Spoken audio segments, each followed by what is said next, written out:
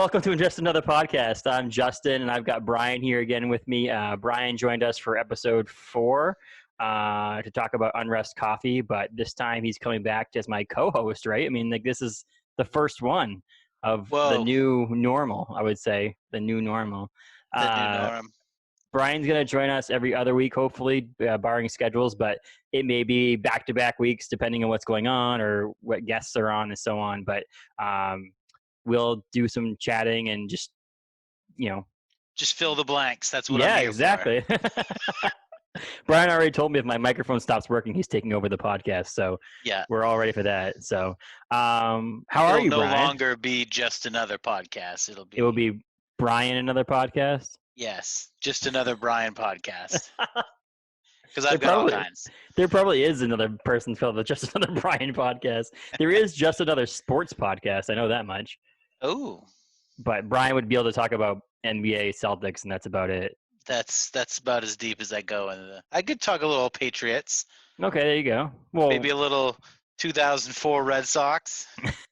You could talk. Technically, you probably could talk a little bit of the Tampa Bay Buccaneers too, because you know a little bit about Brady. I know half that team. And Gronkowski. How are you, man? I'm doing well. I think I'm doing well. You know, getting used to the new normal around here.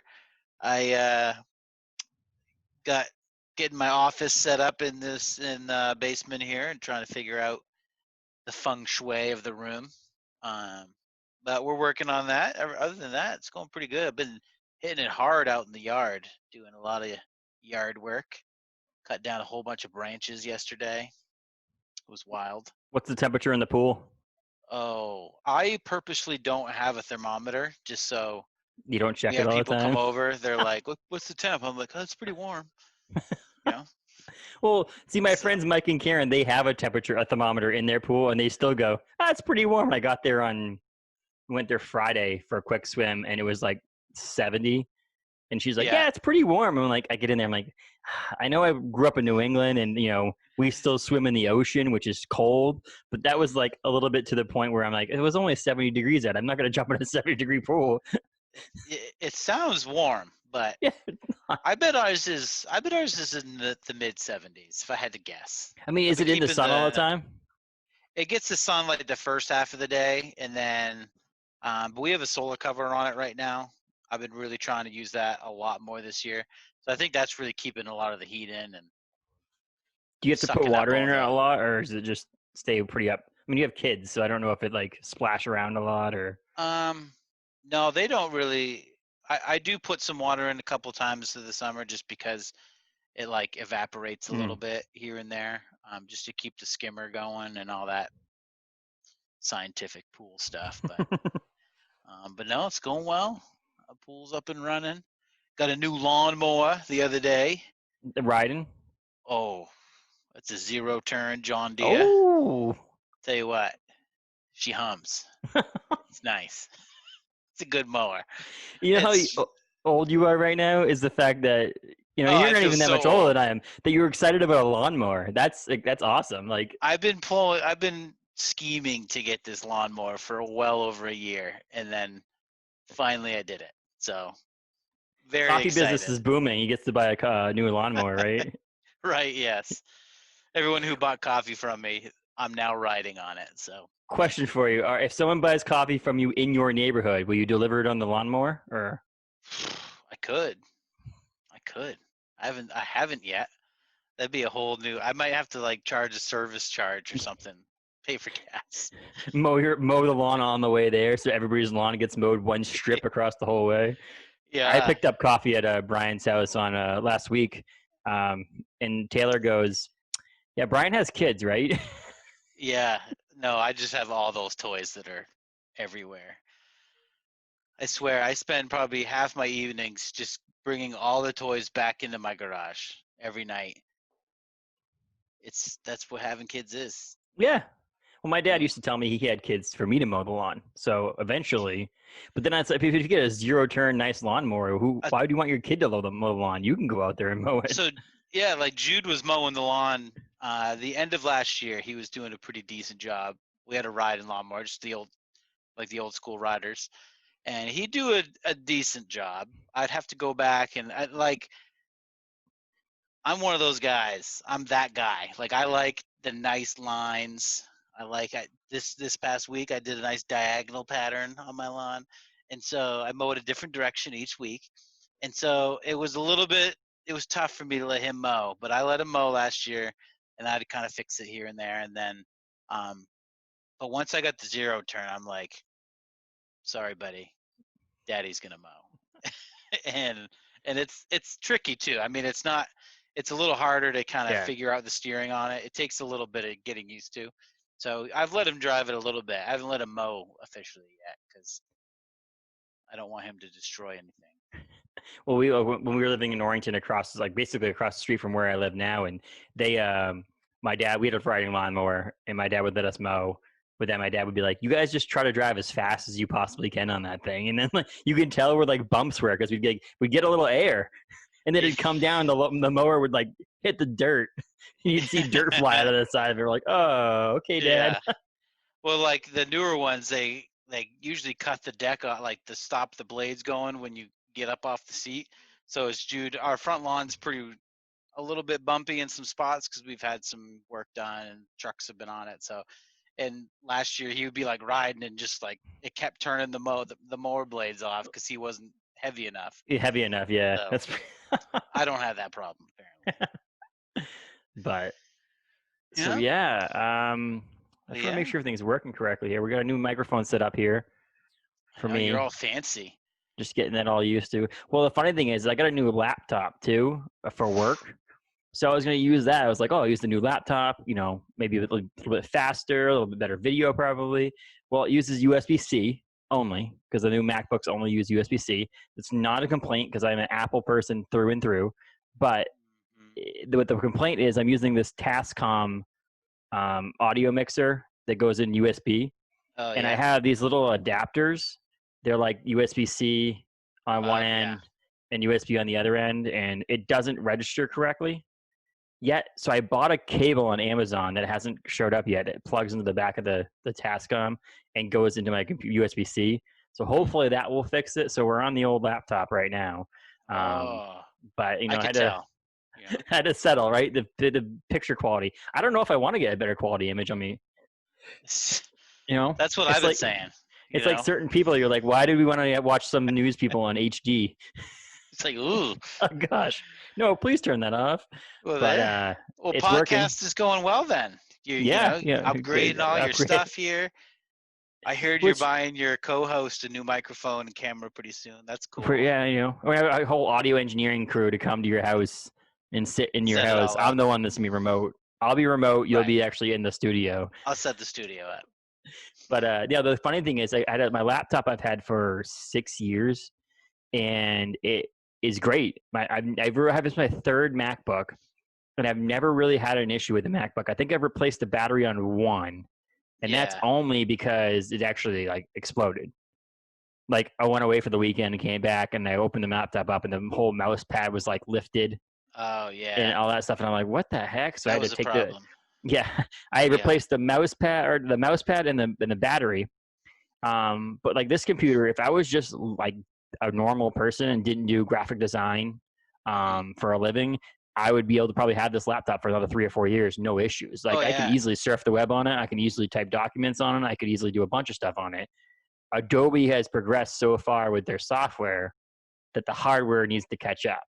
And so I would go to do things, and I'd go to save files, and it would be like the fan would come running, and the whole thing would get hot. And so I brought it up to work, and I was just like, hey, I just want to put the bug in your ear, because I don't want to just drop the hammer on you in 6 months when I'm like, I really need a new laptop.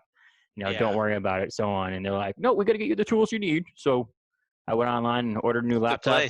It took like 18 hours to get here from California. That's amazing. Yeah. I was like, I ordered it one afternoon. The next morning, the guy from FedEx was at the door. Here you go. I was like, it's crazy. I have a MacBook Pro that we got in 2010, maybe 2011. And that thing's still kicking. I use it all the time for like managing orders and like printing shipping labels and stuff like that, because It works fine. And then I have a newer MacBook Pro that's still older. That it was Gretchen's old computer from church, and it's like a MacBook Pro, and it was like all upgraded. Like it had like upgraded graphics cards and RAM and all that stuff. But the monitor just like stops working, just randomly, and then it won't turn on. Like the computer works, it's just the screen doesn't go. So I've been working on trying to get just a monitor to be able to use that, because that one's a little bit better. But I do like Macs just last forever. I It's just hate unbelievable.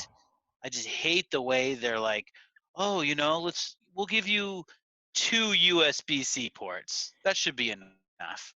Oh, And and that's you're charging? Sorry, you yeah. can't do anything else. You just got to charge that laptop.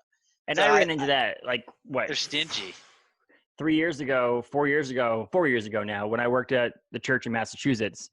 One of our, which would probably be 5 years now, our new worship director came in and he needed a new laptop. So we ordered, I honestly will always order from Apple's refurbished section on their website.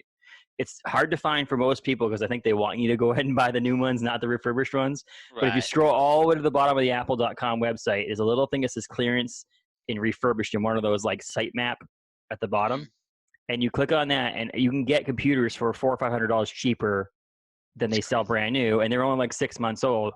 A lot of times, Yeah. someone bought it and a USB port didn't work, or someone bought it and the charging didn't work, or whatever. And Apple certified technicians replaced it in Right. California, and then they're They like, give okay, we you a can't sell it warranty as and new. everything. It's the same warranty as a brand new computer. It's the same thing. My computer I just got for work is from November. It's not like Yeah. it's a year and a half, 2 years old. It's 6 months old. So it's Right. like when we got it for a steal, and then so when I got his laptop for him, I ordered it for him, and I didn't realize at that point it had changed over to USB-C charging, and he had one USB-C port or two of them, and he had a bunch of USB, obviously thumb drives and crap like that, and he had to get like the adapters and all this stuff. So like we Yeah. saved $400 on the Dongles. laptop, but I ended up spending $200 or $300 on accessories for it to Yeah. work correctly. Right. But I mean, it works. The computer itself is unbelievable, and the new 16-inch. I got the 16-inch MacBook. So the first time they've made a 16-inch computer, it has a speaker system. I mean, I never use it because I use my headphones most of the time, but Yeah. it has a speaker system that I've never heard on a laptop. It like when It's I turned it on and started watching a YouTube video, Taylor goes, "Is there someone in the decent. room?" they're like, it literally. Excuse me. They have two subwoofers in it, Wow. and it's like it's unbelievable. I'm like, I'm never gonna use this because I'm always gonna have my headphones in. Yeah. So, but it Gretchen was got a pretty cool. newer she got a newer MacBook Air just like maybe a month ago for church, and they bought it for her, and I mean it's just a MacBook Yeah. Air, but that thing, like when I had the audio going, I was like, "Oh, this is like not bad." Like Well, and that's it the only reason sounded I'm going to good. start upgrading my computers nowadays is those small Yeah. little features. They run fine, but it's like, wow, maybe I can get this new whatever. And the benefit I get out of a MacBook, I'm always the kind of person who wants the newest thing. Yeah. Like I upgrade my iPhone the second I'm allowed to upgrade the iPhone to the new iPhone. I'm not like, oh, my payments are over. I'm like, okay, when can I get the new iPhone? Right. At least Same the here. MacBook is one of those things that like I lasted 6 years with the same MacBook. I never even thought about trading it in to get a new one or trying to buy a new one. It was just there, and it's like, okay, it works great. And then it started to like show its age in a sense. Yeah. But I guarantee you, if I kept this laptop and like Taylor just used it as a computer, I'd get another 4 or 5 years out of the same laptop with Oh, no real totally. needed. Yeah, just at some point you got to stop upgrading software. At some point you can't get the newest OS because if you do, then it will start to show its age Oh and yeah, so on. Yeah, so that's the thing with some of those. It's like Gretchen's other computer was an older MacBook Air, and it's like, oh, upgrade or update the iOS or the OS, and then as soon as I did, that thing just like you might as well throw it in the dumpster because mhm. you couldn't even go to Safari, and I was like, oh, okay. And then it takes you like a million years to figure out how to roll that thing back, and And that's the sad part because a lot of us might take the time. Like I guess the benefit of Macintosh is they give you the software for free. Like some of yeah, the older Windows is starting to do that now, but like XP, if you wanted to upgrade XP to Vista, you had to pay the hundreds and hundreds of dollars to do that. So what would you right. do? Not do it. You'd be like, I don't need to upgrade my OS. I'm fine. Now they do Or it I for free. downloaded So it illegally. yeah, exactly. Well, I was just talking to a friend. I have a desktop computer in the other room that I've had sitting around. So I was like, oh, I'll just turn it on and install some Windows on it, and got it running. And then I was like, oh, my new MacBook has plenty of hard drive space, and it has Boot Camp. So maybe I'll do the whole have Windows on my PC, my MacBook as well. So I started working on that, and I'm like, I've never purchased Windows software ever. Literally ever. I've always just found it online and downloaded it illegally. And back in the day, all you needed was a key code, and you type that key code in off of someone else's computer. As long as the OS matched, then you're fine. Nowadays, they build the crack into it. Someone's decoded the software, and when you download the file. But then when I go to install it on my MacBook, because the software is not legal, the drivers aren't there yet. So when you go to actually install it and it restarts and it gets the Windows loading screen to install, you can't press anything because the keyboard doesn't work because there's no drivers for it. So it's oh, okay. And I'm like, do I go buy a software? Is it leave worth it to that Mac much to lock down the Windows? But I was like, I don't know if I'll ever use Windows on it. So I was like, I'm just gonna wait. I'm not gonna waste the money. What I did install, and Taylor's been playing it a lot too, is emulators. Yeah. I have here, USB controllers. So we were playing Super Nintendo, and I downloaded some N64 ones and realized that it's not very easy to play those GoldenEye games without the actual N64 controller. Oh, yeah, because those ones have that thing had the directional pads and all that stuff on it. But I think I'm gonna build some for OBC. That'd be cool. I'm gonna buy on eBay right now for about $150. I can buy the old Mac Mini. Yeah. And then I could just take that and plug the controllers in it, install our emulators on it, just hook a monitor up to it, put the computer behind the bar somewhere, and then you just walk up to the bar and you can sit at the bar, have a few beers, and play Super Nintendo. I've seen a lot of people do those with those Raspberry Pis. Mm-hmm. Have you seen those? That has its own OS operating system called RetroPie or something. I don't know. I was like, I could build one for OBC for an emulator thing for $200. I could probably get it all set up with a used monitor and an old TV or whatever. And I was just like, we don't charge for it. You just buy a beer and sit down and you can play Double Dragon. Yeah. Or what did I play? Bart Simpson, the Simpsons versus the Space Mutants. That was a game that we used to play all the time. You had to spray these trash cans that were red, purple, or purple red or whatever. But yeah, so we were started to play that stuff the last couple nights, and Taylor was all into it. And then we downloaded Day of the Tentacle.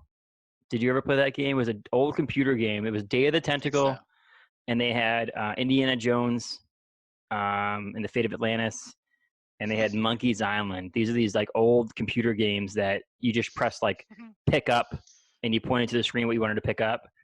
And if you had two items in your inventory, you could use this with this, and it did different things, and you had to try to solve the mysteries of things. And she played the entire game in one night. I was like, I was a kid. I remember that taking me a year and a half, and literally within 6 hours, she had the game finished. She goes, "That was fun." I go, "I really thought you'd be playing that for about a week, for a week, a week or two." Oh man, I remember this game my cousin used to play on the original Nintendo called Rygar. I think it was. It's just this weird guy. He walks around. He's got a loincloth on or something. And he had this weird, it was a big ball on a chain that would kind of come out, and that's how you hit people with. And it was the hardest game. You had one life. It's as soon as you died, that game was over. And I have this vivid memory of him being up. They lived in Ohio when they came to visit, and we would leave the game on all night, just paused. So in the morning, you'd pick it back up because you couldn't save. And then I remember it was time for school, and he was right at the end. He's about to beat this game. My mom's like, "You gotta go to school." I was so mad because I missed it. He beat the game, and I wasn't there for it because you can't save. That's funny about the emulators now. You can literally save states. Yeah. So you can just pause it anywhere. You're I can't beat this level. So you just as you reset, you just go, okay, I'm gonna save it here, and if I die, I'll just load that state again. And it's that's so cheating. That's how every game is now. Yeah, I know. Xbox games, these kids, they don't even know. They don't even know. Well, they die a million times in a game, and they think it's awesome. People will say that the Lion King game for Super Nintendo was one of the hardest games that's ever been created. But I remember personally the Jurassic Park game for Super Nintendo or Nintendo, one of the two. It was the hardest games that I've ever played in my entire life because the raptors would just kill you instantly, and I don't remember playing anything past the first or second level because we couldn't get, my brothers and I just couldn't get that far. So It's we'd just always too like hard. go back to like Super Mario, which was one of the easiest games in the world to play. You're right. You skip like 6 levels at one time.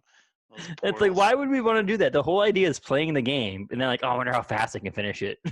Yeah, There's like world records for that stuff now. it's crazy. But yeah, it's fun to like pull. Like the coolest thing about those things is playing old video games like that as an adult. I feel like it brings you back to an actual physical point in your history. It's like when I play like the Ninja Turtles game for Nintendo, it brings me back to literally sitting in my Mimir and Pipir's house in Massachusetts when we'd go down there to visit. Yeah. And they had a foster home. So they had a couple of video game systems for the kids to play when they came. So we would be like, we didn't have this stuff growing up. We had some. Like we had, I think one point we had a Nintendo. We skipped Super Nintendo. We never had a Super Nintendo. Yeah. But like we had like a Sega Genesis, and I think we had PlayStation 1 eventually. But like we'd go to my grandparents' house, and that's where they would play these video games with these foster kids. And I remember playing Teenage Mutant Ninja Turtles. I remember playing Wave Runner for N64, GoldenEye. But like these are the games I don't remember like a lot about the games. I remember certain pieces. But the second that game gets turned on, I get flashback to music. like 25 years ago, where I'm just sitting in my Mimir and Pipir's house, and my parents are in the other room hanging out. We're playing GoldenEye. And it's like it's not the physical game. It's like it pulls you back in time. And it's funny how you have this like nostalgia of how awesome that game was, and then you start playing, and you're like, man, this game sucks. Like this is not as cool as I remember it. Well, some of them make me sick now. Yeah, I was on the Don't Cross the Streams stream with Jay and Will from the Comic-Con. We were talking about how I bought Dave Mirra's BMX for my Xbox One. It was not for the One, it was for the Xbox, but you could play it on the Xbox One. And after playing Skate and a couple other like action sports games with like smooth graphics and all these cool things, I was like, I want to do a throwback. I want to put in Dave Mirra's BMX. I bought it off of eBay for like 99 cents. It came in the mail. I was so excited to put it in the Xbox.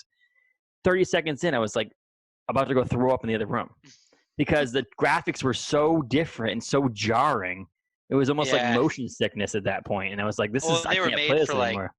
Flat, like, or the old tube TV type things where they don't look right almost. And yeah, I remember we had a Nintendo, and I didn't have a Super Nintendo. We had a Nintendo 64, had a Sega.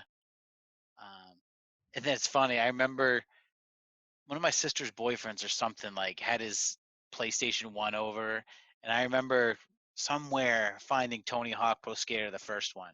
And I remember my mom, or like all for Christmas, all I wanted was Tony Hawk Pro Skater. So I owned the game on PlayStation, but I never owned a PlayStation. I just had the game because I was like, so anytime I'd be like, hey, can I borrow your PlayStation for a little bit? Hey, can I borrow your PlayStation? Because I have this game and I really want to play it. And that's awesome. That game, and they're like remastering it now, but the soundtrack, like that Goldfinger Superman. Yes. It's one of the greatest soundtracks in any video game really ever. It literally is. Like it's one of those things that you literally could just put that soundtrack on in the car. Oh yeah. And be excited to listen to the soundtrack of a video game. It's really weird. It's like that song, and there was a Primus song on there, and that, oh man, I just remember like as soon as the song was over, pause, go back, pick that Primus song again, and then keep playing. It's like over and over. And then they did the NBA games where you could like, it was one or two of them where you could actually like put a CD in, or it wasn't on the computer. I forget what it was, and you could play your own music. Yeah. Like, it was cool because obviously we grew up like playing in bands and also being around people in bands. And so it was like that. I remember it was NHL or NBA, whatever, and I'd throw the music in. It would be like my band playing on, and I was like, this is so sweet. I'm playing basketball and my band's playing on the screen. This is so cool. I do that now on NBA 2K. You can like design your own teams. Yeah. Design the whole arena, and I'll put like an Orono Brewing advertisement on the scrolling thing. So it's like, oh my gosh, Orono Brewing sponsors the Celtics. This is weird. Oh my goodness. I don't have time. Like I get into those and I'm just like, there's just too many things to customize.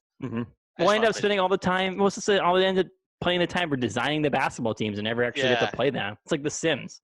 I'd build a house and be like, okay, I'm done building this house. Let's build a new one. And I wouldn't play the game like it was designed to be played. Well, the other one was Roller Coaster Tycoon. That was the game that I like remember playing for the computer.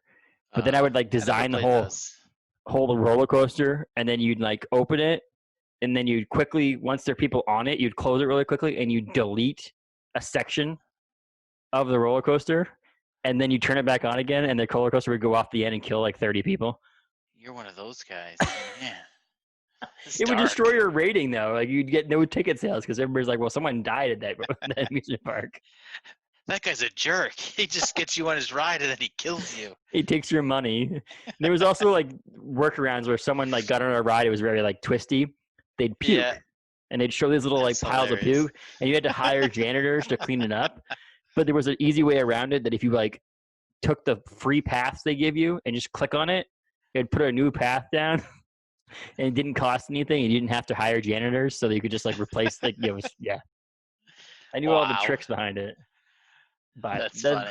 The funny thing you mentioned about being older, remembering things, and remembering them being better than they are, we did that too recently with Rudolph the Rocking Reindeer. No, Rudolph the Rock.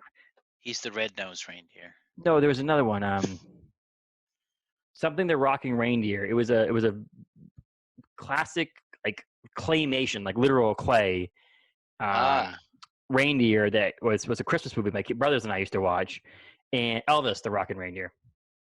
And it was on TV. We're like, oh my gosh, this is such an amazing movie. We loved it. It's hard to find nowadays, but I did find it on YouTube, and I go to watch it, and I click play, and about 10 minutes in, I'm like, well, how much is left of this movie? And it's got 3 or 4 minutes left.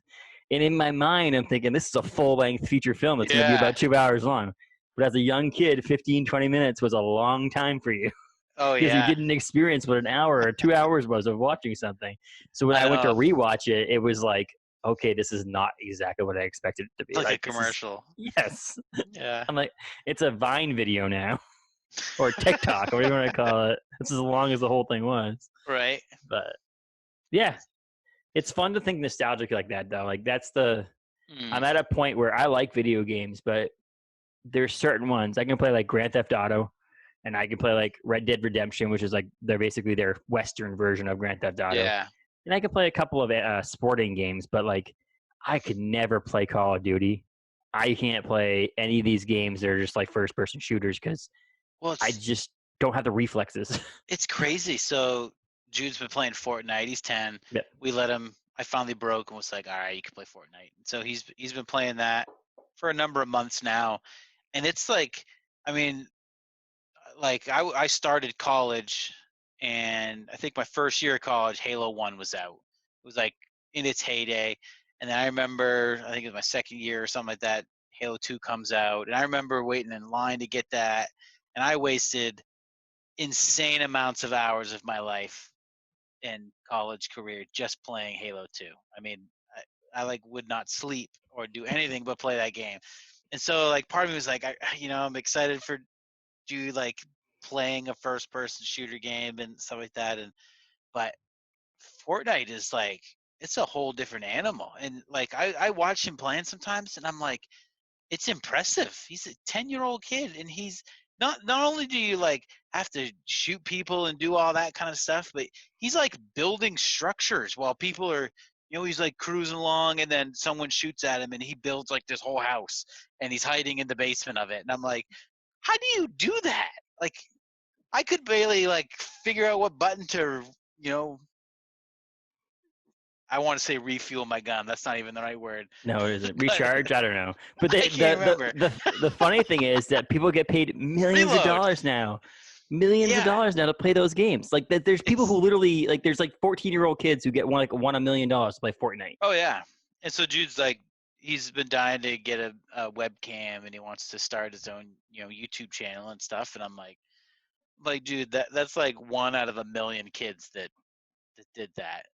And so, well, I just listened to the Joe Rogan podcast, and we to kind of like flashback to Tony Hawk, and Tony Hawk was on it, and Tony Hawk was talking about how when he first, came out with Tony Hawk's Pro Skater 1 and how it Yeah. was like revolutionary. And he's like, it's unbelievable how far he's been able to come with Tony Hawk's Pro Skater. And I'm thinking to myself, and I'm like, I guarantee you he did not make $1 million off of like himself personally, because he probably also had like a licensing deal or some sort Yeah. of deal to use his name because he was a professional skateboarder that was pretty popular. I bet he over the first 3 Tony Hawks he made $1 million, say. And some kid plays Fortnite, doesn't design the game. His name's nowhere near the game. He plays Fortnite in a competition and wins $1 million. Oh yeah. Or he doesn't even play any competition. He just like live streams on Twitch, and he's probably making 30 grand a year. Some 14-year-old kid in the basement. But I'm a little angry. Well, there's a good thing. There. There's a good thing about it that there's a cool thing that someone can take something they're passionate about and make true. money off of it. But the downside to it is, not saying that Jude would never be that person, but the downside, like you said, the 1 in a million people who that is it makes false hopes for some of these kids, thinking that I don't need to do anything else in the rest of my life but play, Fortnite on the internet in front of people, and I'm going to be able to survive for the rest of my life. Like, I mean, how many kids or guys our age or whatever grew up thinking like, I'd love to be a video game tester or like, design video games. That was like the cool thing, but no one ever did it.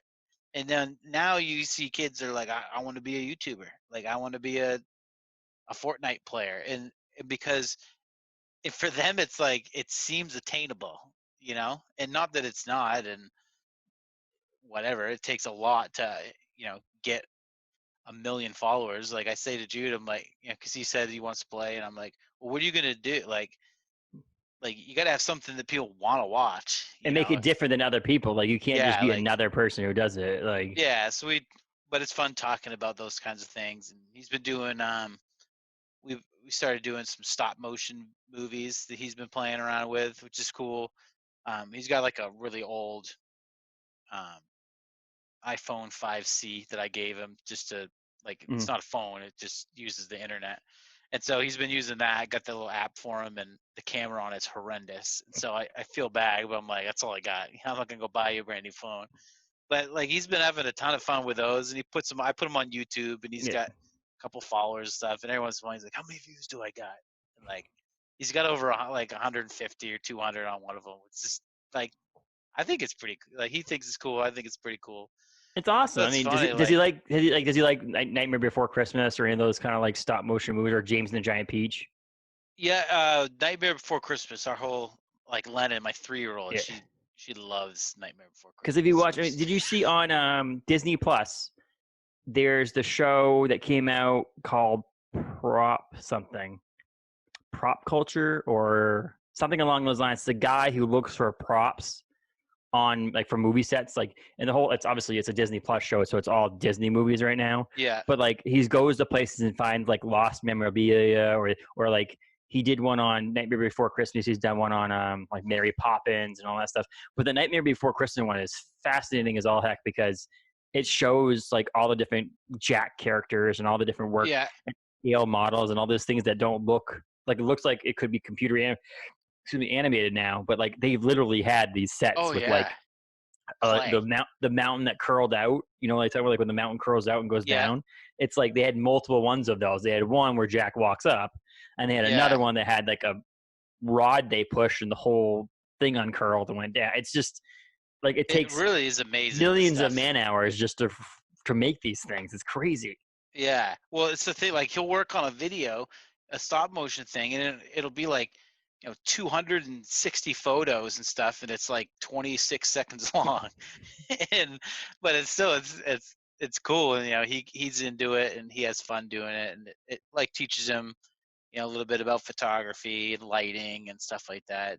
So that'd be pretty cool to see him. I mean, that's definitely something that's I think, talking about nostalgic, I think at some point we watched the to bring up Jay and Will's stream on the Bangor Comic Con, is Kevin Eastman was on it again, and they talked about how the Ninja Turtles, how they need to make a new Ninja Turtles movie, and they were talking about making a Ninja Turtles TV show on Netflix, with the Daredevil kind of theme to it, because all of us who grew up with the Ninja Turtles are old enough now to watch a more mature TV show on Netflix, and they were like, let's Okay. make it dark Yeah. and gritty, like Kevin Eastman started Ninja Turtles. It's like more dark and gritty, and they were talking about, but we need to use the suits. Like you can't use animation or CGI.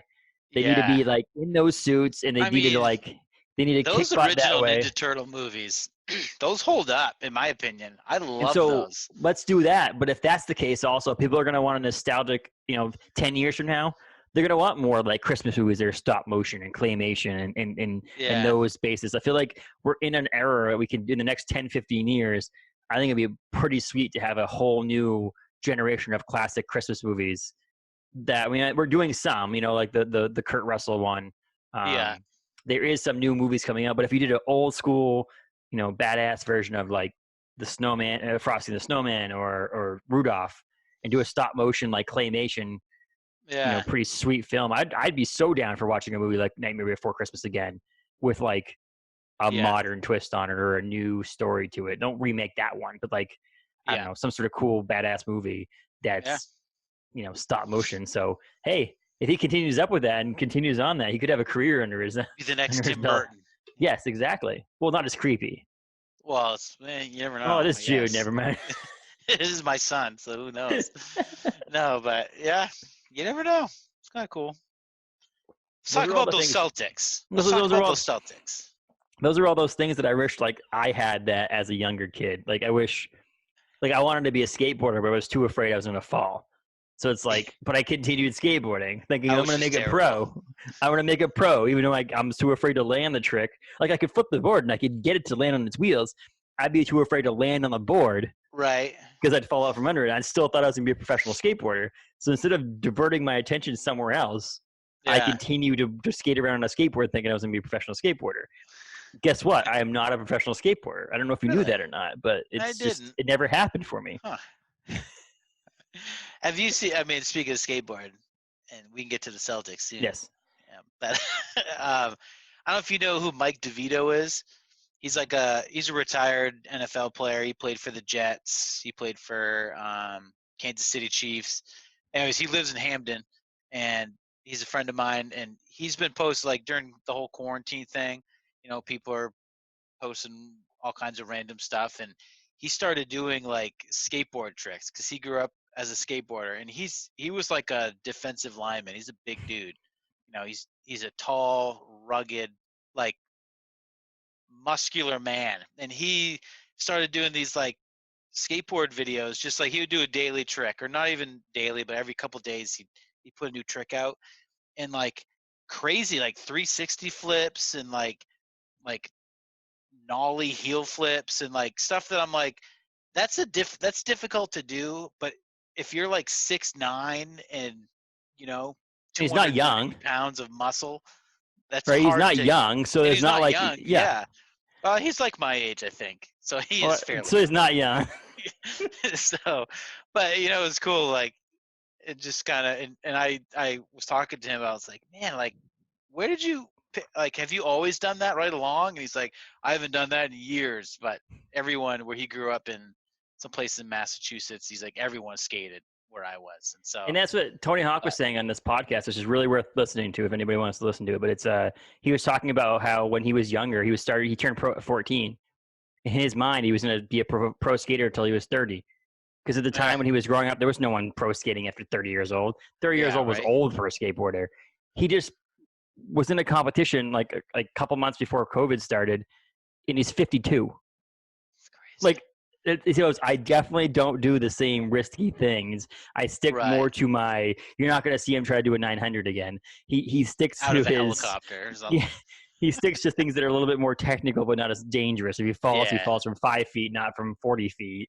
But he's just saying like how insane it is that he's 52 years old and is still able to skateboard at the level. I mean, he could probably win competitions if he really put his mind to it. But like he just said, it was just so crazy to think about when he was younger. There was no way he was going to skateboard at 52 years old. And Joe Rogan's like, dude, you're the same age as me, and I would never step on a skateboard. I'm like, Joe Rogan would do a lot more, though. About it. Yes, exactly. Well, I mean, nowadays with us, if we tried to skate, I mean, you've been doing the scooter tricks, but if we tried to skate nowadays and you fell, it'd be detrimental to a lot of things. Like it'd be hard for you to work or do certain things. And so, like to me, it was like, I I stand on my feet all day at work, or most of the time. So if I broke a leg, it would be very difficult for me to continue Yeah. doing my work. Plus, I have health insurance, but it's not my parents' health insurance, and I have to pay the deductible on it. So in my mind, I'm like, well, it's going to cost me a crap ton of money. Yeah. So I'm never going to skateboard likely again. I do own a skateboard. It's in the garage. My friends at Crucified Ministries gave it to me freaking years ago, and it's a little bit of scratches on it, but I think I probably did it myself on a rail to make it look like I use my skateboard a lot more. Get some street cred. So let's talk about themselves. Right? The NBA is back. Well, I wear my Celtics hat. I don't know if you saw that. I saw I that. wore I a didn't wear green mine. OBC shirt for Gosh. Celtics. I got a new NBA Jam shirt. You never seen those on Instagram, the homage.com? And it looks like the Yes. NBA Jam logo, like screen, but it has Yeah. Kale and Bird on it. It's pretty sweet. I was going to wear That's that, but it awesome. needs to be washed. It's too big. But yeah, the Celtics, the NBA is back, and the Celtics are one of 22 teams coming back. That's It's right. a really weird number, but It is weird. And like I have a little statistics on that, though. So the Celtics are coming back. Oops. I got my There's iPad right here. way more Western Conference teams than Eastern, but Eastern Conference usually is not Yes, as and good. I looked up what it was. It's the top 16 teams in the NBA, and then it's the 6 teams, or all the teams. It's not 6 specifically, but it happened to be 6 that were within 6 games of the playoffs. So if the NBA was still continuing on, it's the teams that were 6 games from the 8th seed, because Yeah. they statistically looked at the back end of the past whatever number of years and realized that many times teams that were 6 games out with 8 games left in the season actually made the playoffs. So it's really kind of an arbitrary number, but they're just saying it's possible. Yeah. If you're 8 games out and the team that's in 8th place loses 6 games and you win 6 games, you technically could jump into that spot. So I would say that the teams that are 6 games out are fairly unlikely to make the playoffs, but it's kind of cool how they did it that way. And I guess, adds a level of competition because it makes you wonder what are those 8 games going to be like that they're going to hold. I think it's going to be. I'm like excited about it. I think it could be fun. I'd like to see the schedule, what it's going to look like. Like, are we going to, the one thing, living on the East Coast where we are all these games going to be at like 9 or 10 o'clock at night? Or are they going to cater to whoever's the home team? That kind of thing. What I did read was that they're going to try to play 4 to 6 games a day. Wow. Like not each team, but like overall 22 teams. And there's 3 courts they're playing on in Orlando. Yes. At Walt Disney World. So there's probably going to mean that if there's 6 games going on, there's 2 in a day, and they're going to do 4 hours in between the games. This is just I read on ESPN. So basically, if there's a 6 or if there's a 7 o'clock game, means their last game needs to end by 3. So that means that they're going to do a 11 o'clock in the morning game, in my opinion. Like that makes it seem that there's going to be a super early game. Yeah. So I'm sure they're going to work out the schedule. The idea about coming back was that they're losing a lot of local revenue for TV. Yeah. So like the idea, I mean, they're going to put it on local channels. So either they're going to tape delay it, or I can imagine East Coast teams getting there earlier in the day games, I guess, and West Coast teams being in the later in the day games because of the fact that the time difference. So much, but it will be fascinating to see how they're going to do it. I just know that 22 teams are coming back, and they're all going to play 8 games. That's what I know. I'm excited, and there'll be a couple of exhibition games I heard, like maybe 2 or 3. So it's coming back. I'm excited about it because I feel like it just depends on how the players are, because I think they could get like a real unique vibe to it and almost have a good, March Madness feel to it, which I think, because they were tossing that around, a lot of people speculated would they do, like a March Madness type of 1-game elimination type tournament, which at the start I was like, oh no, that's stupid.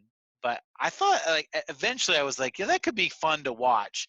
I'd hate to be the team that won that and to always be even this one. Like, if the Celtics come out and they win this, it'd be a bittersweet, like, there's going to be an asterisk on it. Like, there's not going to be, but there's going to be in all of our minds as NBA fans. There's going to be this idea that this is the COVID-19 year.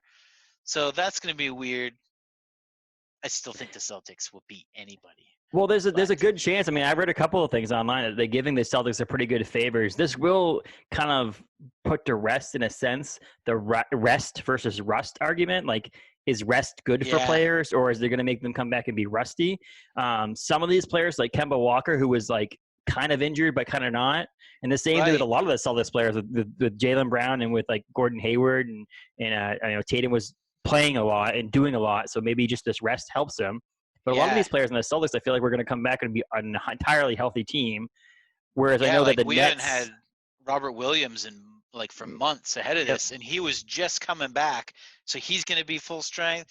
The hard part's going to be, you know, where everybody was during all of this, and so like, LeBron's been out there having, practices with players and inviting people and doing all this stuff where, you know, where's Jason Tatum been? Has he been sitting on his butt playing video games and eating his thumbs will be cheeseburgers? good.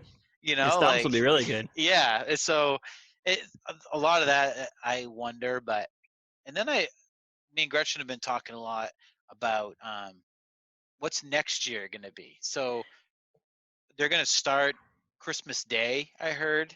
Well, there's one place I saw on ESPN. It said the 2020 season could technically, and this is all dates in the air, start December 1st. So it could start December 1st. The Wow.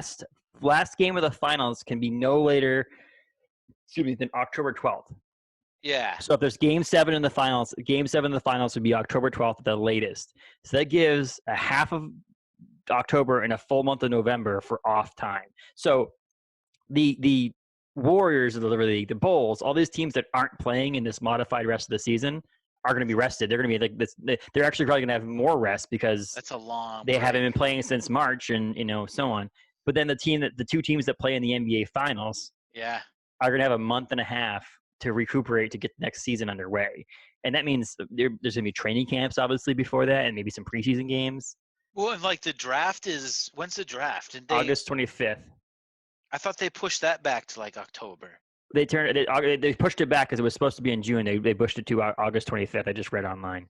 And Really? the draft lottery odds are changing too. So the draft lottery odds, I think it was the top 16 teams or the last 16 teams. What was it? There's something along the lines of something along like if any teams that didn't make this, the 8 teams that didn't make this mini league, and then the eight teams that finish, so on before the end of the season are the lottery. So the 8 teams that didn't make this mini end of the season are the top or the bottom 8 teams in the league technically. Okay. So they're not going to like do a percentage or do whatever. So some teams were kind of upset about that because they're like, the weight of things and I don't know, a bunch of different stuff. But I guess the draft lottery is the 25th of August. Yeah, and then the actual draft is October 15th. Yes. Okay. Yes. The draft lottery is the 25th. Sorry. Yes. Yeah. So You're going to have a month and a half before you have your team. right, like there's no summer league. Like that just seems so weird. But then I was thinking, so what about these kids that are declaring for the draft this year that are, in their sophomore year Yep. of college? So if they declare for the draft but they don't get picked up, like where are they? Like can they then go back and play for a team? Or do Well, you once you declare, are you done? I think a lot of that thing is going to be up in the air. We're not gonna know a lot of stuff because of like I follow obviously UMass Lowell because I used to cover UMass Lowell sports, and they said that they're trying their hardest to do a modified return in the fall. Yeah. UMaine's still looking at what they're gonna do and so on. I And guess it's like that's true. fall sports may not happen, which means that that could potentially mean that basketball does happen because basketball is more of a winter sport, not a fall sport. So Yeah. I honestly don't know a lot of that stuff, but I do know this is going to be kind of a cool, like, I almost feel like it's a new season, not a new season, but a mini season. Well, first of all, we've never had the NBA in the summer other than summer league, but like, we're going to watch, I know. I'm excited. like, we can go to your house. We can sit on the deck by the pool, put a TV out on the deck and watch the basketball games happen in July. It's crazy. Or end of July, August. And the idea that you can actually watch it, we're going to be able to watch like the basketball in August and September. I know. It's pretty fascinating to see and all it's of not that. like crappy summer league games, And I mean, even before this whole thing, there were a lot of rumors and people talking about, moving the NBA season back and having it start in December, just to kind of shift it in where professional sports are, like baseball's done, and to kind of like give it a little bit more of its own season. And so it's interesting how it's going to work out. And And maybe it does like, end up. Maybe December 1st, what people are reading online, what I'm reading into it online is that December 1st is training camp or preseason. In that maybe it leading up to December 25th, opening season, opening day is Christmas Day. That's what I think I saw, is that they were looking for Christmas Day to be like the season kickoff, but I could be wrong.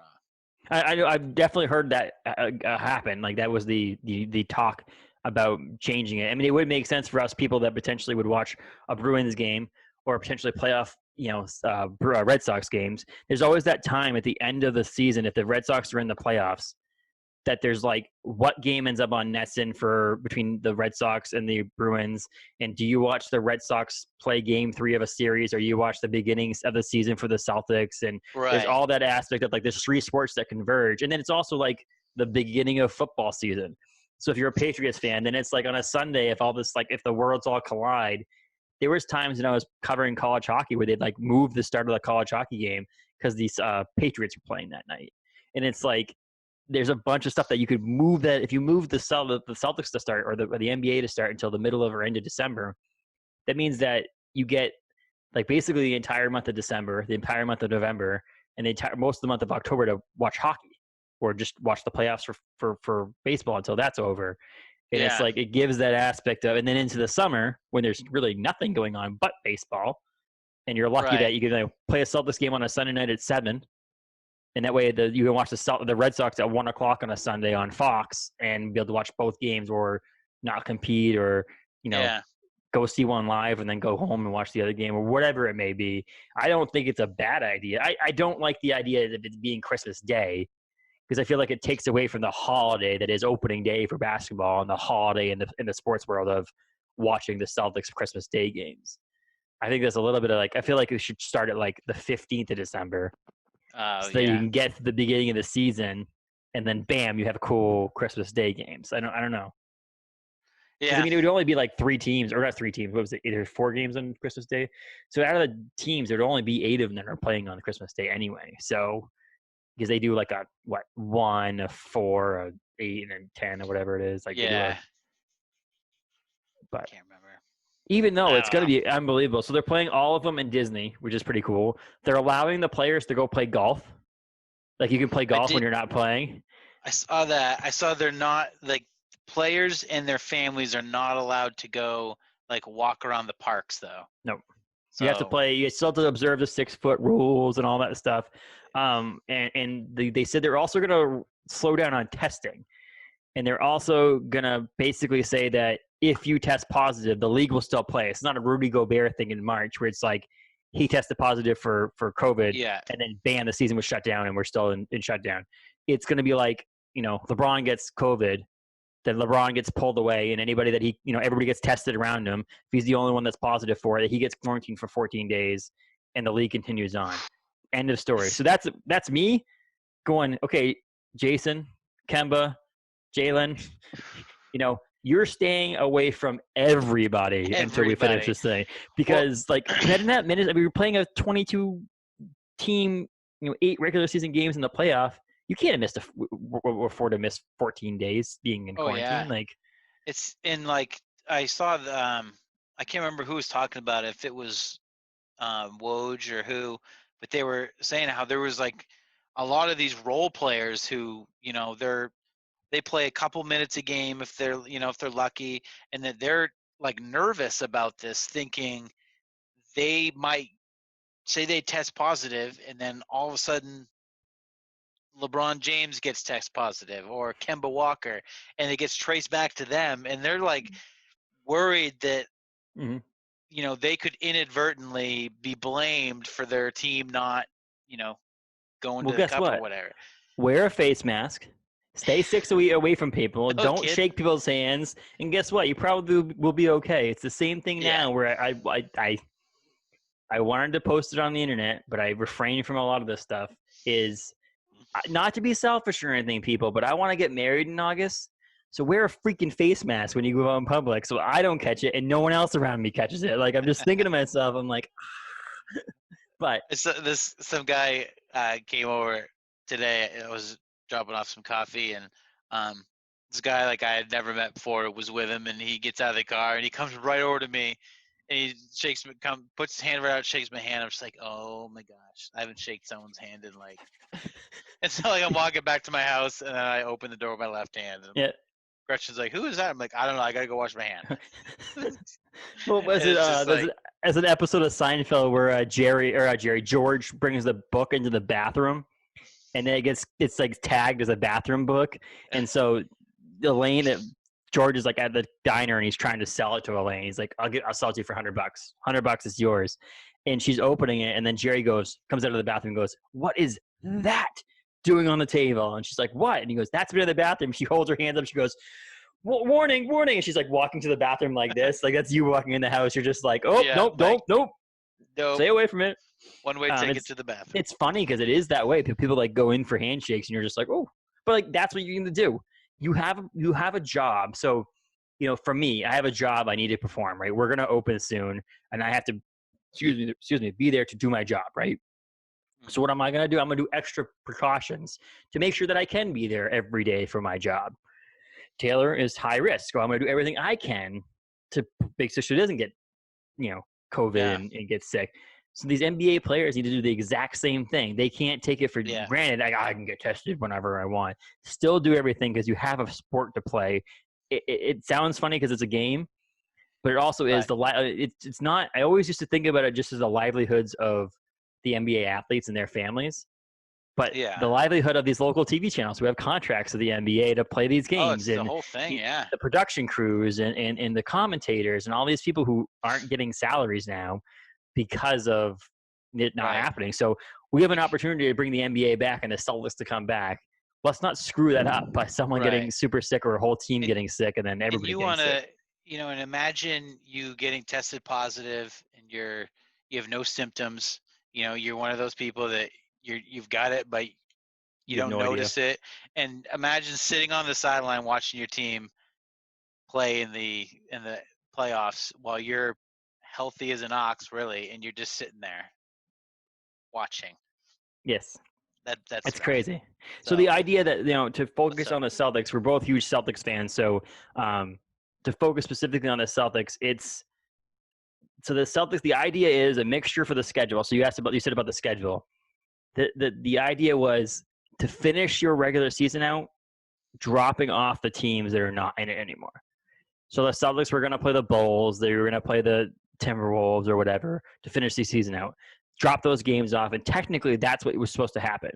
So if that was the case, there was 8 teams they were going to play, or 8 games they were going to play before the end of the season. There were teams that were in this 22-game format.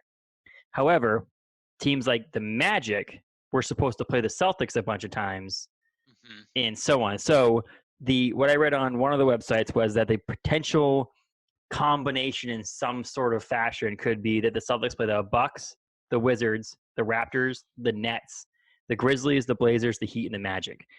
So, on one of the iterations, I saw them play the Wizards twice. So I was like, well, if they slow down a little bit and the Wizards aren't as good as they were going into COVID break because they were starting to win more, and their all-star back, Bradley Beal was back from injury, then I was like, oh, then maybe the Celtics will do fine. But if you're playing the Bucks again, I mean, I know the Raptors are kicking butt. The Nets won't have. Kyrie already said that Kyrie and Durant are not coming back this season. Period. They did? Okay. No, so they're not going to play when this resumes, which is whatever. I mean, the Heat was doing pretty well. The Blazers, they were okay. The Grizzlies, the Raptors, the Grizzlies, the Blazers, the Magic probably were pretty much not locked to win, but like good ones. And there could be some teams like the Bucks are going to be difficult. Like that team is just, it's stacked. But they're one of those teams though that it's like it's not Giannis. It's same with LeBron and whatever team LeBron's on. It's not LeBron that I say it's not LeBron that beats you. It's when you play the Bucks, Giannis is going to get 30 points. Like 10 boards. You just have to be okay with that. It's like Chris Middleton and it's what's that guy's Bledsoe. If And you keep honestly, Bledsoe from DiVincenzo, getting, the backup shooting guard, DiVincenzo, the white dude is yeah, he's like if honestly, when they played that team of just the backups, there was that one game, and it screwed me because I played DraftKings, and there was this one game where they sat like everybody that started. Bledsoe sat, Giannis sat, Middleton sat, you know, yeah, everybody sat, and then it was they played all these backups and they won. And it was yeah, like this team just has this chemistry that no other team has. That they'll and they'll they when just, Giannis only scores 20 points, Bledsoe scores 40. yeah. So it's like you almost want Giannis to go off and get 30, 35 points. Because if he's getting 30, 35 points, they're not threes. He's getting hard points. So he's putting in a lot of effort, and you're not getting it. If he's not scoring, and you're getting all these other guys, they're dropping threes like crazy, and that's when they're really hard to beat. So I think you got to let Giannis go off, get his. Let LeBron go off, get his. You just don't want, Rondo and these other guys to go and beat you. That's And what's it's gonna. like if you look at That's these what's teams, like tough. the Nets have nobody. I'm sorry, but without Kyrie, and honestly, Yeah, I could give two craps about Kyrie at this point in his career. Like he has screwed himself too many I times. hate He's that that. guy. Oh my gosh! And it's not even because he used to play for the Celtics. He, It's his attitude on everything. And it's like he he's a almost he plague. obviously stopped playing didn't want to play the Celtics when the Nets played Boston because he didn't want to be there Oh, and play on the court with them. it's the same But thing when he came to Boston. He wouldn't play in Cleveland either. Like anytime he has to go play where he used to play, he doesn't show up. and he doesn't want to play unless Durant's out there because he knows he's not going to win without him. He's a Which is baby, yeah. me telling it's telling to me that he thinks that the Durant is the player that actually is going to make that Nets team win. Oh yeah, he probably And knows it. Like Kyrie is a phenomenal player, but he's not. tell you He's what, not a number one. this COVID thing was the best thing that happened to the Nets because they now 100% can blame this season on COVID and not on the fact Not that on Durant didn't Kyrie. play, not on Kyrie. Like they could Yeah, literally just be like, "Oh, COVID screwed our season up." Like, totally ruined yeah, it. weird. But like the Bucks, yes. I mean, if honestly though, the Bucks and the Celtics have given the Bucks a run for their money all season. Well, Like it's all those the games stupid have been like 76ers. Ah, man. I haven't been fired up like this in a while. so the Wizards are pretty easy. The Raptors are hit or miss.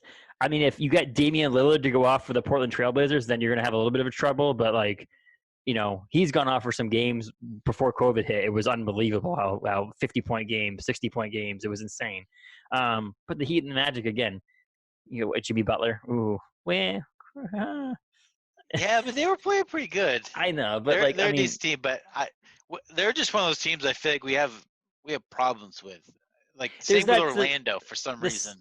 the Red Sox had that for years too. It's like, oh, Tampa Bay Rays for some reason always had their number, and like, Yeah, or the Orioles, and then you go to like same with the Patriots. It's like for some reason the Patriots like one in every three chances actually gets to beat Miami or whatever. It's like yeah. it's this weird that the Heat are the ones that have the number. It's like they play a good game against Boston because I don't know, it's because it's Boston. I don't know, but like I just feel like every team when they come to play Boston, they play out of their minds, and that's what drives me nuts. I I do just wish we need. were playing the 76ers once. Well, it's the Oh, thing we is are I don't playing them know. once. Well, I guess it all Oh, depends. wait. Like, okay, this is all like speculation because the schedule hasn't been released yet. To Oh, me yeah, this is personally, not official. it would have been the best option for the NBA just to throw everybody's name in a hat and pull names out. Like there's 22 teams. There's more teams from the Western Conference than there is from the Eastern Conference. So like there's gonna be not even amounts. And I think it's 13 from the Western and 9 from the Eastern. So it's like it's not even an even number of teams in the Eastern each conference. So it's not Yeah. like you can play only your conference. So I would just like at this point throw everybody's name in a hat and just pull names out, and there you go. That's the teams you're playing. You could play the Bucks 3 times. You could play the Bucks once. I don't know.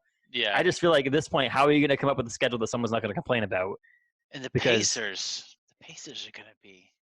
well, Because they Victor got Oladipo, I Oladipo wonder how back. good. But he was not. He was a zero when he came back. So hopefully this Yeah, time but off will help him. Jeez, But I that's think that's it's what's scary is who, like, and I'm a little rusty in my NBA right now because it's been a while since we were in the thick of it. But who who's coming back that is going to be big play like big there for is their that. team. there is that talk. I guess I have all the teams listed here too. You got you got Bucks, Clippers. I mean, Clippers, you let your 2 stars rest. Your 2 guys that are pretty injury prone. With Paul George and Kawhi Leonard, they're going to be. They've been resting this whole time, or resting, but they haven't had to play. So they should come. If they come back and play alternating games or no back-to-backs, I'm going to be pissed. Oh my gosh! Because there is what they did say in the 8 games, there will be. You are required in those 8 games. You are going to be playing 1 back-to-back game. They said there's no ifs, ands, or buts about it. There will be a back-to-back game. And I tried to read into that. Does that mean that you're going to play at 11 o'clock in the morning? And at 6 o'clock at night, or is it that you're going to play a 6 o'clock at night game and you might play an 11 o'clock in the morning game or a 6 o'clock? You are going to play back-to-back days. There's at least one of those for every team. But other than that, I don't know. A lot of these teams, I guess they said that what's his name? Rockets, the bearded man, Harden has lost some weight and he's thin. So I don't know if that means smoother. I mean, either.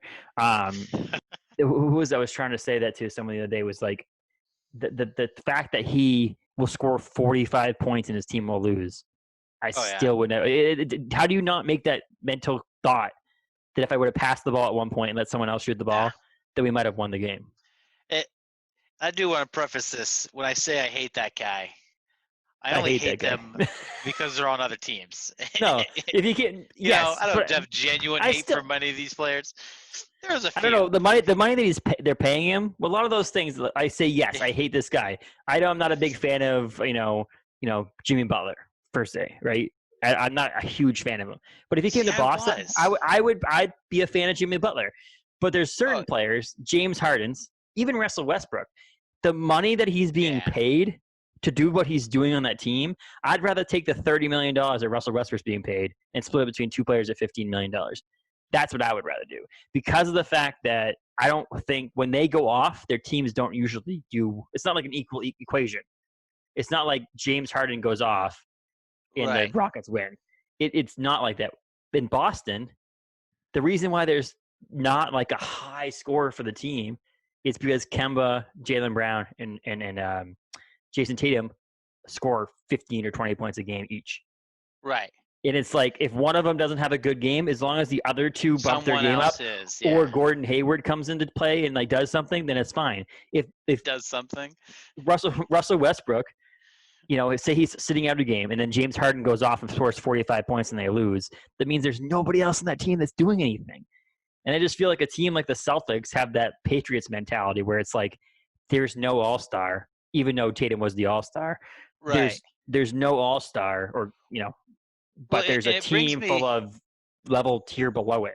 Yeah. I mean, there's a bunch of players that can do the job. Even like Daniel Tice, he's not an all-star, but I would have him on every one of my teams. Yeah. Well, and that brings me to a part of this whole 22 game and the way they're doing this is the teams that get along, I think are going to be better off through this whole thing. I mean, if you're quarantined with your team and you're not seeing hardly anybody else, you're in this bubble and you're a team that doesn't get along very well, if you're the 76ers and you've had chemistry issues all season long between how does Al Horford fit into that lineup and all of that, that's going to follow you there, and that's not going to get better probably. So the Celtics, I think, where they've had such a great year chemistry-wise, I think hopefully that continues on and they're able to use that to their benefit, and because you're not going to have 40,000 fans cheering you on. You're going to have your teammates and your family, and so. And I want to touch on that for 1 second, but the other one I can think of is the Jazz. The thought that Rudy Gobert potentially gave it to Donovan Mitchell, the COVID virus, that is going to be a storyline for the rest of this season because they're in it. And then going into next season, he's so buried the hatchet or whatever, but the NBA is closed down right now. Yeah. Because of Rudy Gobert. He got it. I'm not saying I'm not blaming him for getting it. It's not, and you know what? Let's be honest. If Rudy Gobert didn't get it, someone else would have. Someone else would. I mean, Marcus Smart had it. But that idea that team, there's a good chance that Rudy Gobert gave it to Donovan Mitchell. Oh, yeah. Well, it's the fact that touched all the microphones and was I like can't touching imagine what that locker room is players. going to be like. I just And don't like. I can't imagine coming back and not having some sort. Do you get through the season and be like, okay, after the season's over, we'll deal with this crap, or do yeah, you bring yeah. it up ahead of time? I just don't know how that's going to be. It's going to be It, crazy. But to touch on your quickly, just to touch on your playing in front of no one, that's the thing I can't wait to see, honestly. Because my Asa and I, Asa's a huge Lakers fan, which is going to be pretty cool. Also coming back here, that like I that can't wait. wow, Asa, Yes. really? So he's a See, Lakers I fan thought and he he's a was a Shaq Celtics fan. fan. No, he's a Lakers fan and a Shaquille O'Neal fan, like a period.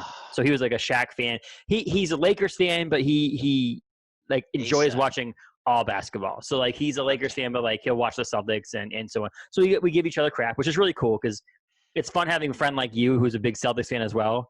But it's Right, also but cool to have someone who has like is not a fan of the Celtics. So like if when well, Dwight especially Howard if they're a Lakers well, fan, when they signed Dwight Howard, I gave him all the crap in the world. I'm like, you guys signed Dwight Howard? There's so many different players you could do it. And then he was able to come back to me and go, how about that Dwight Howard signing? I'm like, okay, it was a pretty good signing. He's kicking butt for your team. I hate that guy.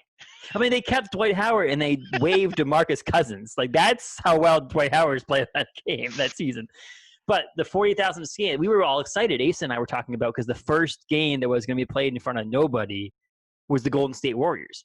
Before they canceled the season completely, when Rudy Gobert got the COVID virus, they talked about the Cavaliers or the Golden State Warriors are going to play a game like the next day or 2 days later in front of nobody at their new arena. Because they're like, okay, we're going to continue playing. The COVID virus is happening, and we're going to play tomorrow's game in front of nobody. And it never happened because obviously they canceled the season or they postponed the rest of the season. So that's Yeah. what I'm looking forward to. You're going to be able to hear everything. Well, and it is that going to change the game? Is it going to be more competitive? Is it going to be less competitive? Is it going to be? It just it it leaves me with a lot of questions and how that's going to go. But I think it has potential. Like if you've been watching, if you watched The Last Dance at all, the So here's the deal. I watched Michael the first Jordan. 5 minutes of it, and then Oh, Taylor's like, well, I think I want to watch that with you because she's not really into sports as much as I am, yeah. period. So she's like, I think I might want to watch that for you. So I got all excited and giddy because I'm like, oh, if you're going to watch something with me, hell yeah, I'll pause it and we'll watch it together. And then we just haven't But you got haven't around to got it back. yet. But then I So, started putting on so Star Wars, and she started watching Star Wars with me. So now I had to put the other one. I'm like, okay, you're watching Star Wars with me. I'm cool. We'll just right, keep on we're doing cool. this. So same with Jude. We've been watching it with Jude, Gretchen, and I, and so we've had to wait to coordinate. So we have two more to watch, but there's one where they talk about Michael Jordan when he comes back and he's filming Space Jam, and so when he's down there, they made like on set they made this big bubble place for Michael Jordan to be able to practice. Like he had just come off that loss, I think, where they didn't. I don't know if they didn't make it to the finals, they didn't win it, but and so they're like, we made this gym for you so you can practice. And he would have all these players come down and they would play all these pickup games. Like Reggie Miller was there, and a bunch of those guys were saying like those were some of the most competitive games that they had played. And these are just pickup games and no one else is there, but it's those guys and they're playing out of the pure love and it just like and so is it going to be like that we're going to see like something really cool and special happen, or is it that's what I'm just I'm interested just to see the what it's going to production be. value. I mean, like I said, like I was saying about the whole, you'll be able to hear everything. Right Yeah. now, you hear the crowd over someone dropping the F bomb or something, or someone yelling at each other. The coach is yelling at the team because you have the crowd noise in there. Yeah, Are they going to pump imagine in artificial crowd noise if like they on allowed TV? everything. Let's listen. Let's put it on YouTube TV or let's put it on like on NBA TV. So you have to pay your subscription for HBO and just do behind, the All Access, whatever it's called, the NFL one that was on HBO, the NFL thing. Just do that, and Yeah, we'll just watch the whole thing like we're at the game. could you imagine if they did put it like on something? Maybe you pay a subscription Yep. and you get unfiltered player like what they're saying the whole time. That would be I pretty cool. subscribe to NBA All Access, the NBA package to watch it because, well, two reasons. I like to watch the games when I'm at work.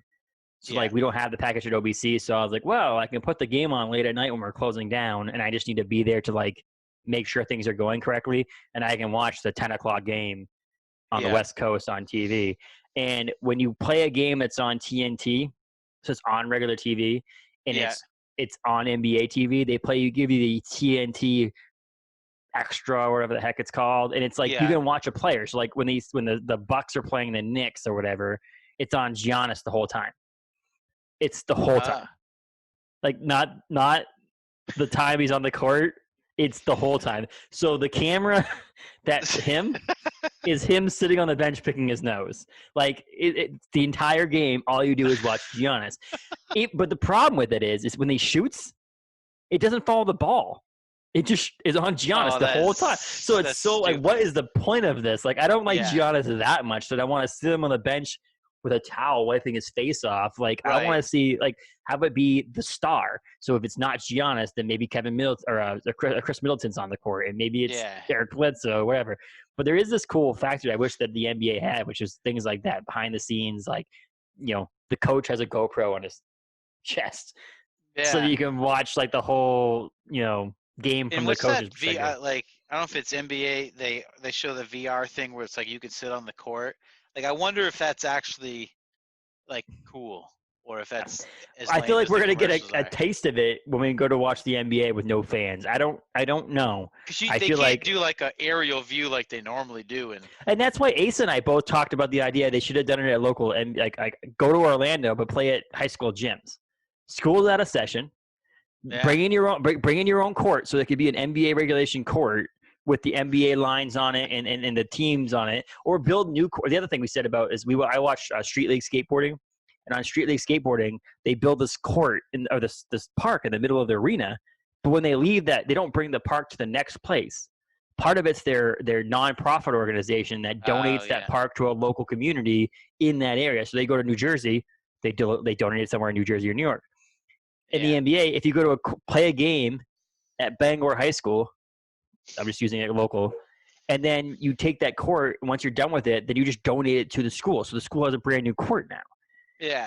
And then you're only playing in front of a small gym, and there's no way to like the empty stands don't matter at that point. Right. You're not seeing thousands of empty seats. You know. I wonder if it's going to be. I'm assuming they're using like ESPN, World of Sports, something down there, or they're going to make bubble places. Like, I don't think they're going to be in huge stadiums anyways. I don't know what the whole point on that is, but there also is, like, if you have teams if you have your family, they're allowing family to come in. So I'm guessing at least they put the family in the first, 5 or 6 rows, that at least you get something. But either way, I mean, the UFC's been doing events with nobody in the stands right now, and Joe Rogan, like I said on the podcast, has been talking about how it's a different experience, because in the UFC you hear the fans cheering, but this, like, with nobody, you hear like the impact of the fist, and you hear movements that you never normally would hear. You hear the coach yelling at the fighter more. So it'll be a different experience. So many bleeps. Well, that's what I'm trying to figure out. Like, how is that going to work out in the aspect of having nobody there to like drown you out, and don't do a Indianapolis Colts thing and pipe in crowd noise over the top of it? It's going to be weird. So, but the biggest goal we have, or biggest award and amazingness, is the fact that we're getting back to some sort of sense of normal life, and that the NBA is coming back and playing in front of no fans or fans. It's on TV. I don't go to very many games in person anyway, so it's not like I'm missing out much for them playing in Orlando instead of Boston. I just excited that it's back, because that means that I can watch basketball, in the summer. But it could be worse. Could be worse, because there's a good chance that the Major League Baseball doesn't come back this season. So really, I've been wondering what's up with that. But which is weird to me, because I'm like, they've done like, strike shortened seasons before, so I don't know why you wouldn't. But and they have a better setup for it because of the spring training facilities. Yeah. Like, they have places like Florida and in Arizona where there's places that already have 10 ballparks within small distance from each other. Yeah, and they don't sit hundreds of thousands of people. Don't cost as much to run, and you're there already practicing during the spring training anyway. Yeah. So I don't know what the future. I mean, they're not going to play 162 games, obviously, because unlike the NBA, they can't go play unless they play in only dome stadiums. So if they play in Right. Minnesota Yeah. and they play in like Toronto or something like that, but Yeah. they couldn't come back to the same capacity. So the NBA is coming back, and the good teams are going to be playing. We don't have to watch out like the Warriors get blown out by 60 points anymore. Yeah. See you later, Cavs. But I did like that because when I was playing DraftKings, I could watch and go, okay, Giannis is playing the Cavs and he's probably going to go for 40 points. Let me pick him up on my league so that he gets some points and scores me. Now it's a little bit more difficult to pick the teams because you don't know what's going to happen. But it's exciting, man. Right? I'm pumped. So we don't want to always talk. Family is excited. We don't always talk Celtics. We'll talk a little bit of Celtics, I think a lot, but we'll talk current events. So this is kind of a new format. We did a cool just random events and talking about random things today. I think the format will kind of be every 2 weeks that we'll check in with each other. We'll talk and we'll do a little bit of we talked about nostalgic things and we'll do that kind of segment. But then I only emailed Brian one this week because I didn't have time to do any more, but is to do find some cool things to talk about, do about 10 minutes on each segment. Brian looks into it, I look into it, and then we can add them all together and do we'll talk the Celtics. We already knew the Celtics a lot, both of us, so it was easy for us. But if something cool happens, I did watch a video. I don't know if you saw it, it's probably old, but the lion who was looking at the crowd and he was walking along. No, he was walking along the edge, looking at the crowd at a zoo, and he missed his step and fell in the water. No, I didn't see that. I gotta send you the video. It's hilarious. But things like that. If you see, Brian, something online that's funny during the week, send it to me so we can talk about it, and then I can also, picture it during post on if you want to, or put the link in there so people can see it. But we'll talk current events and we'll talk things that are going on, and it brings it down to Brian and I just chit chatting. So there's not a guest every week to just learn about new things all the time. We can just talk about what's going on. I would like to personally avoid crappy things that are happening in the world. We'll talk. I mean, not that we're saying good news only, but we'll talk things that are a little bit more lighthearted, a little bit more passionate for us. There is a lot of unrest in the world right now, and we hope and pray that everybody's doing okay. But you're learning all that on other social media networks and people. Let's divert from that and talk other stuff like basketball and other fun things instead of just talking downer things in the world, because there's enough of that already. I'm already tired of Facebook. Professionals. What was it that someone said? I saw a tweet. We'll kind of end in this, but I saw a meme that said, "It's pretty sad the world that we live in now. That someone with the username Big Anime Boobies 69 is the one that's telling the most information that's actually credible according to the actual cable news networks." I was like, that's pretty funny. The person with that Twitter handle is the one videotaping someone getting beat up, and the national news networks are the ones that are not actually, tweeting out something or posting something that means anything. I said, that is kind of funny how we are in this world right now. But hopefully we can shed a little bit of light in just some fun things and some, non-serious things, because there's a lot of that going on in the world. Hopefully we can just deviate from that. Not that we don't care about those matters, right, Brian? We obviously care, but it's just, there's a time and a place that we can just try to deviate from that stuff. Yeah, and I think fun. too that there's a lot of outlets out there that are able to give a lot of those topics the justice and the coverage that it needs, and that's not our forte. So Nope. I think we would just be a little bit of just an added noise to it. So correct, yeah, and it's we don't know everything. We obviously have our opinions and stuff, but it's just best to leave it to the people who know what they're talking about right now. Not like I said, the silence in things is not us not caring. We're hopefully trying to give you another outlet for something else, because all of us have Facebook and Instagram, and then you scroll through, it's all we see right now. So it'd be nice to have something that breaks it up a little bit and gives you something else to talk about. So Brian will join me again 2 weeks from now, hopefully. Let's do it. We're gonna do every 2 weeks. This is the idea. If something comes up and we have to move a guest around, there's an opportunity that Brian might join us 2 weeks in a row or miss 2 weeks or whatever. But the idea is to mix it up. Next week we'll have my buddy Spencer from Spencer Wood from Tip Whip. He started the ride sharing program at UMaine, so it's college driven. College students get in. So it's all college students. You have to have a college ID or college email address to sign up to drive or to sign up to actually get a ride. There's no fares. You only tip the driver. So it's pretty cool. We had that a lot of OBC. So I want to talk to him about how he started that and so on. So that will be next week. Sounds cool. Yeah, it's pretty exciting. This will come out on Wednesday tonight. So not tonight because this is Monday, but on Wednesday night, Jay Cochran and Will at the Bangor Comic-Con have two guys that were on The Walking Dead. Jerry, who was on The Walking Dead, I forget his name, forgive me. And then one of the zombies, one of the walkers that walked Michonne on The Walking Dead, they're going to join them to talk, being on The Walking Dead and other random crap. So I just want to give them a shout out. Awesome. Did that guy did he get shot like in the episode? No. Oh. That'd be cool if he did. No, they're both great guys. I met Be cooler if you did. Jerry from The Walking Dead. I met him last year at Comic-Con. He was one of the greatest people I've ever met in my entire life at a Comic-Con or a celebrity. A celebrity, per se. Oh, okay, right. Yeah, he was just unbelievable. He asked you personal questions like, how's it like? Where do you work? And all that stuff. It's just pretty cool. So the other guy I never met, but they're doing a good job over at the Bangor Comic-Con. Nice. But I think I'm supposed to be on one of those podcasts sometime soon. We were supposed to be on last Saturday, but you were busy. I feel like every time Will asks me, I'm like, I hate to do this, but I can't do that. But, can't do that night. So and really, buy some unrest coffee. The only times he's asked me is when you're on there, and so I'm holding out for something. Hey, I was waiting. I thought I was going to be the first 3-time guest. I'm already the first 2-time guest, so I'm going to be the first 3-time guest when you come on with me. Oh, I would think I'm slated for the 24th is what I think he's looking at. But buy unrest coffee. Do it. Thanks, Brian. Unrest look at that. coffee. Look at the stickers.